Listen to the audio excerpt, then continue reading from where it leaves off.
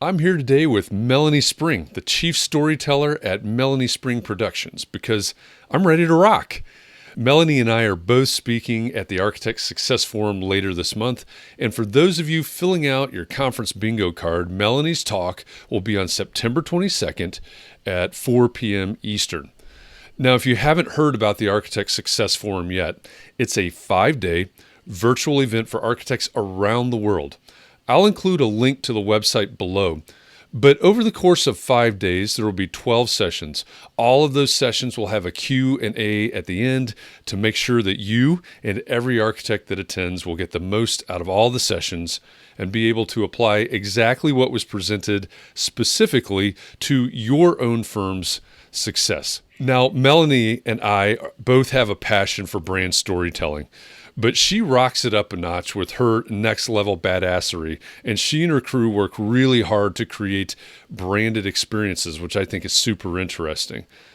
Now, Melanie, 2020 has been quite a year for individuals and for families and certainly for teams. So it seems perfectly fitting that the title of your talk is Rock Your Team. But let's start with, where does all of this rocking come from? Well, when I was doing my brand conversations with myself, thinking about my own personal brand, I was asking all of the people that I know, what kinds of words do I say and what do I say that I probably don't know that I say? And they all said, you say rock something all the time, like rock your day, rock that talk, rock your whatever, like always rock. And so when I started putting together the topics of my talks, every one of them came out with rock your something, and it just fit. So I kept it. Well, that's awesome. And that's also a really good exercise. I think a lot of people wouldn't think of an exercise like that, might be afraid of asking that question. We hear that kind of advice from all different sorts of corners of the world, in business consulting. But that's a really great thing that you did there. Is it possible to infuse your energy and your rocking that you're talking about into our teams, especially when everybody's working remotely? You have to, especially now more than ever. I mean, when we have everyone in an office, we know that we feed off of each other's energy. And when the leader of the team is rocking their job and super excited and like being the visionary that we need them to be, then we can all do that ourselves. But if they're not doing that, we all feel it and we all feel like, oh, well, how am I going to be able to rock my job if they're not rocking their job? So we feed off that energy. But now we're all on video and we're like, well, how can I give that energy? And most of that goes back to amplifying that energy, being really careful with how you show up, making sure that you get yourself amped up before you start a meeting if you're the leader.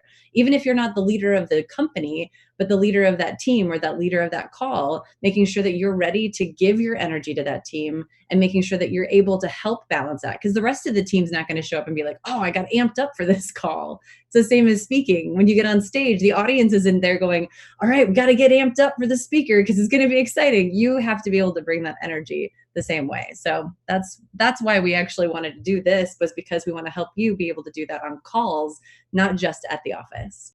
Yeah, those are great points. And so you and I both speak from the stage, probably more in past years than this year. But I always thought that when I walked on stage, wherever that was, that I probably needed to bring at least 50% of the energy, if not more, to the room.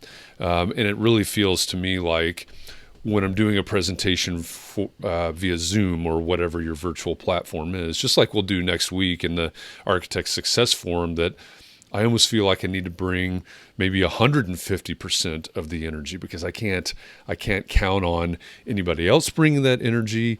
And, just like electronics, I think there's some resistance in the wires and we lose some of that energy across the ether, as it were. Well, and I think that's a bigger topic too, is how to be a great audience, especially on Zoom. And that's, if I was to ever do a TED Talk, that's what I would talk about. I mean, I teach public speaking as a live for a living, and I do public speaking for a living. But audiences are the place where I'm just like, you guys are sitting there in the dark, looking like you're on some sort of like protective services kind of thing, where like they're trying to change your identity or whatever, with the window behind you and it's just your outline, or you're sitting there looking at your other screen while you're listening to me and I'm like, hi, I'm over here, like Can you see me? Or you're just sitting there going like this. Like, or even I can see you doing this. So like maybe we could actually become a better audience, especially on meetings. And it's great for summits and it's great for being able to share, because like being able to see everyone on video helps you engage your audience better. But what if it happens that nobody is engaging and no one's excited about being there? We all have to, as an audience, start amplifying ourselves to help show, oh, I'm laughing. I'm not giggling. Like, that's really funny, because they can't hear that. But if I'm laughing, I can laugh with my whole face and actually show them that I'm laughing, because they can't hear me do it because I'm on mute. So being a better audience is a good idea. And also on your team meetings, making sure that the whole team knows this is how to engage with me as a leader of this meeting. This is how I want you to say that you're excited about something. I tell people to do this. I'm like, I do this in real life now. And my husband was like, you know that you're doing something that you do on Zoom, right? I'm like, I know, but like, I'm really excited about it. So making sure that you can show how to help your team help you stay excited gives them that energy as well. That is really interesting, and I love that now Zoom life is morphing with real life for you. But I don't think I've ever heard anybody else talk about how to be a good audience. So that's an interesting spin on it. Now, and again, we're all in this context, right? You know, if you're in the United States, probably somewhere around the middle of March, things shut down wherever you are or were at the time, and some teams have started to go back to the office. Many have not. But what do you suppose the biggest struggle for teams has been over the past 6 months? What are they facing? You know, are you able to encapsulate it in one big thing, or is it a lot of things? Oh, it's one big thing. It's the morale. I think it's 100% the morale. It's being able to say, am I going to have my job by the end of this year? Am I going to be able to keep doing what I love doing? Am I going to be able to support my family with it? And am I going to be able to engage with my team in a way that I can't do around a water cooler like I used to be able to? And that's the hardest part, is like, how do you create that water cooler experience with your team when you all are on Zoom all day? Or this is the biggest thing I've found with most bosses in any industry, is that they're expecting their teams to work harder because they don't have to go to an office, or more hours because they don't have to go to an office, which is actually taxing their team and causing them to start looking for other opportunities. And it's thinking, oh, well, you have all this time now that you didn't have before. And it's like, no, I don't. I have like literally the same number of hours in a day that I need to do my job. But now I don't have to commute, which means I have less of a chance of getting into an accident or getting into a like frustrating situation before I get to work. But I also don't get to engage with those people that I normally get to work with in a very natural, organic kind of way. I have to schedule time to be able to do that. And that's harder, especially if you want to keep the morale high. Yeah, and I think that's a real thing, even for introverts, right? We're seeing introverts that are even struggling. You know, I've been sitting in my basement for 6 months now, and, you know, it might be nice to actually see another human being in real skin, Yes, exactly. as it were.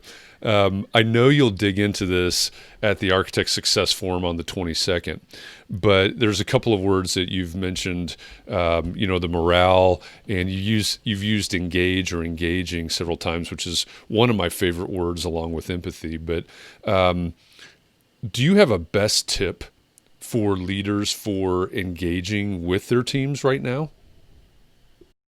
Well, if you're doing it on Zoom, most of it has to do with coming up with really great questions to get them to start talking. Because we all know, if we go to a networking event, if you want to be the most interesting person in the room, you don't talk about yourself, you ask the best questions. You listen, you're a really good listener.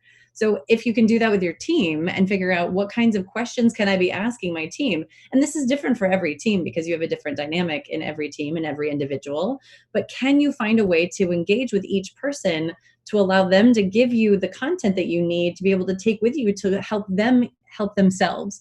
So the more we can actively listen and really truly put those things into place, not fake listen, because a lot of people are good at that, but like truly listen and think about, how can I take what I just heard and put it into practice in our next meeting or our next conversation or our next one-on-one, whatever that is. That's my biggest tip for being able to really get people engaged, especially those of us introverts who really are sick of being on Zoom all day.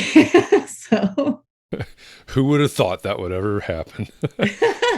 Exactly. That is another great tip, and I love the ask the questions. That's when I go through empathy training with people, with architects. How do we really understand our clients, our ideal client, or even when we're talking about culture, our employees, which is really what you're talking about as well, is Yeah. you've gotta ask great questions, and you've got to ask why. Use the 5 whys. Yeah. That's one of my tips. So this has been a lot of fun. This has been a great conversation. I really appreciate you taking the time out for this. So why don't we wrap this up with just one more question, and that is, what's one question about motivating teams that most people don't ask, but they should? Mm. The question that they should ask is, how am I being as a leader?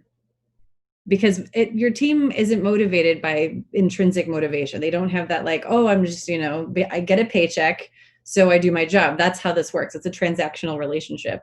But as a leader, you can inspire them to be thinking, how can I make sure that we're moving forward, that I can keep my job, that the company keeps growing, that we're able to keep getting clients and we're able to keep growing, and how can I help that happen? And that has everything to do with the leader and how they show up. So the question you should ask yourself is, how am I showing up as a leader so that my team can be thinking that way?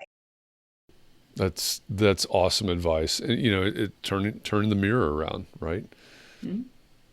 Because it's up to me, and I unfortunately, I love the fact that you're talking about the way that people are feeling right now, and the fear and uncertainty that is ahead. That's just the reality for all of us right now, and we need leaders. We need leaders to bring clarity and to lead.